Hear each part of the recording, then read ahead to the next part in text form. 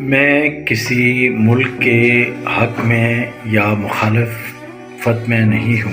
जंग मुझे एक ही बात सिखाती है, जब दुनिया ताकत की ज़बान बोलती है तो स्कूल खामोश हो जाते हैं, किताबें बंद हो जाती हैं और बच्चे खौफ में चले जाते हैं। जंग कहीं पर भी हो, अमेरिका में हो, मशरिक़ वस्ता में हो, रूस यूक्रेन में हो या कहीं पर भी हो, तालीम सबसे पहले कुर्बान होती है।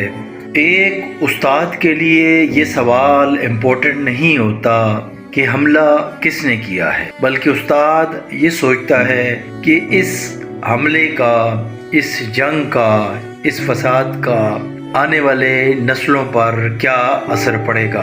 क्या दुनिया को ताकत से महफूज होना चाहिए